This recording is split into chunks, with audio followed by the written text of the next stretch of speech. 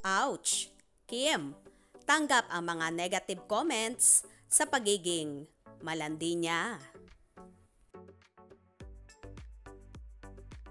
Wala na yung love lock pero tayo pa rin. Thank you, Kim.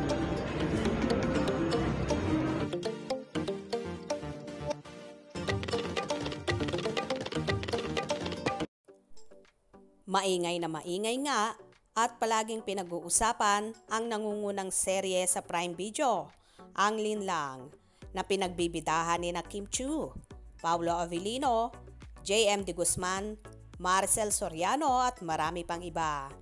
Nagkaroon nga ng Thanksgiving conference ang naturang serye bilang pasasalamat sa lahat ng tumatangkilik sa kanila. Natanong dito si Kimi kung paano i-handle ang mga negative comments. In short, ang mga bashers at haters niya. Ayon kay Chinita Princess, "We live in a social media world. Ang bilis na nila kaming pagsabihan kung ano yung may mali silang nakikita sa amin. Karamihan naman valid. Karamihan naman sadyang boring lang sila sa buhay nila. Kaya di kanila gusto. At tanggap naman namin bilang artista.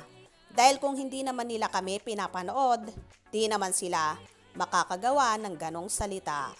So, nagpapasalamat na din ako personally sa mga nababasa naming criticism. And then, it's not bad. It's how you handle it.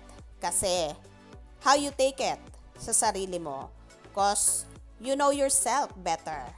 Kung meron mang i-improve, edi i-improve. At kung sadyang walang kwenta lang ang sinabi nila, edi labas sa kabilang tenga o kaya labas sa kabilang mata. Ganun lang. And just go on with your life. Kung makakatulong, edi makakatulong. Kung hindi, edi hindi. Maraming salamat." Sila makikita sa amin. And may iba, karamihan naman valid. Karamihan naman sadyang boring lang sila sa buhay nila at hindi ka talaga nila gusto. Ano naman yun tanggap naman namin yung bilang artista. Dahil kung hindi naman nila kami pinanood, hindi naman sila makagawa ng ganong mga salita.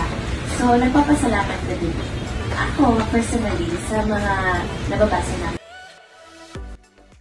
Tila, hasang-hasa na nga si Kimi pagdating sa bashers. Sa bagay, sa dami na ba ng pinagdaanan niya sa buhay, kaya maning-mani na sa kanya ang mga pambabash na natatanggap at kering-keri na niya itong i-handle. Good job, Kimi. Tama lang lahat ng sinabi mo. Naging malandi at makatikaman sa naging role mo sa Linlang. Maging happy ka na lang kasi effective ang karakter mo. Anyway, congratulations Kim at sa buong cast ng Linlang. Hope you enjoyed. Please subscribe for more infos.